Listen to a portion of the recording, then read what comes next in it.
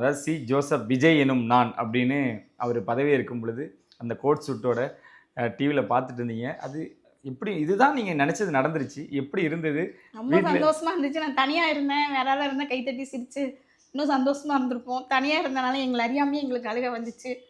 எங்கள் பொண்ணு சொல்லிச்சு, கைத்தட்டி குதிச்சதுக்கு அவர் திட்டினாரு, கம்முனு என்ன இப்படி சத்தம் போடுற அப்படின்னு.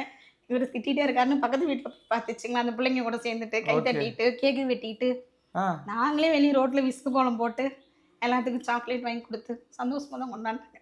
அப்போ நீங்கள் காத்துட்டு இருந்திருக்கீங்க. ஓகே, சிஸ்டர் வந்து பக்கத்து வீட்டில் போய் பார்த்து கைத்தட்டி உற்சாகமாக கொண்டாடி இருக்காங்க. அவர் திட்டினார், என்ன இப்படி சத்தம் போடுற அப்படின்னு. அவர் கொஞ்சம் அமைதியாக இருப்பார். ஓகே, இவ குதிச்சுக்கிட்டு கை தட்டவும் உடனே அவங்க வந்து திட்டினாருன்னு சொல்லிட்டு பக்கத்து வீட்டுக்கு போயிட்டான். இதெல்லாம் எவ்வளோ காசு கொடுத்தாலும் வராது. ஒரு ஓட்டுக்காக காசு கொடுக்குறதையும் மீறிமா நீங்கள் இப்போ அழுதுருக்கீங்கன்றீங்க, அவங்க அவ்வளோ தூரம் கொண்டாடி இருக்காங்க, குடும்பத்தில் ஒருத்தராக நாங்கள் இருக்காரு அவர் அப்படின்றீங்க. இன்ன வரைக்கும் அவங்க சைட்லேருந்து, தாவைக்கா சைட்லேருந்து உங்களை நாங்கள் தத்துக்கு எடுத்துட்டோம், 41 குடும்பத்தையும் விஜய் அவர்கள் தத்துக்கு எடுத்துட்டாங்க அப்படின்னு நம்ம கேள்விப்பட்டோம். அது நடந்துகிட்டு இருக்கா? உங்கள்கிட்ட பேசிட்டு இருக்காங்களா? உங்களுக்கு என்ன ஏதுன்றத கேட்குறாங்களா? பேசுகிறாங்கலாம், யாரும் பேசலை. இப்போ தான் அவர் இந்த மதியழகனை வந்து அவர் இப்போ வந்து வீட்டுக்கு வந்து தம்பி ஃபோட்டோ இதை பார்த்துட்டும் கூட எனக்கு வேணான்ட்டாரு. அண்ணன் கொடுத்த ஃபோட்டோவை எடுத்துகிட்டு வாங்கன்னு சொன்னார். அப்புறம் அந்த ஃபோட்டோ எடுத்துகிட்டு வந்து கொடுத்தேன். தம்பிக்கு பூவெல்லாம் போட்டுட்டு கும்பிட்டுட்டு உட்காந்து என்கிட்ட ஒரு 1/4 மணி நேரம் பேசிட்டு தான் போனார்.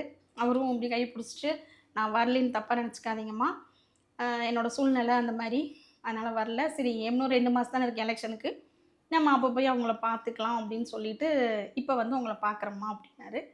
அண்ணன் ஜெயிப்பாருமா, ஜெயிச்சோன்னு உங்களை கூட்டிகிட்டு வரேன், இல்லை நான் கூட்டிகிட்டு போகிறேன், இல்லை நான் அவரை இங்கே கூட்டினா. அப்போ அவர்கிட்டே அதான் சொன்னேன், நாங்களே இனி அங்கே வரல, அவர் தான் இங்கே வந்து எங்களை பார்க்கணும், அந்த ஒரு ஓடி போயிட்டேங்கிற வார்த்தை இனிமேட்டுக்கு அவர் வரக்கூடாது, அவர் வந்து எல்லாத்தையும் பார்த்துட்டு போகணும். நாங்களே நினச்சிட்டு இருப்போம், அவர் வரேன்னு சொன்னால் அவருக்கு பிரியாணி ரொம்ப பிடிக்கும்னு இருக்காங்க. நான் ரொம்ப பிரியாணி கொஞ்சம் நல்லா செய்வேன்னு எல்லாரும் சொல்லுவாங்க, அவர் செய்யணும் அப்படின்னு ஒரு ஆசை. அவர் வந்தாருன்னா பிரியாணி செய்யணும், அவருக்கு என்னென்ன பிடிக்குன்னு எல்லாம் டிவியில் பார்த்துருக்கோம்.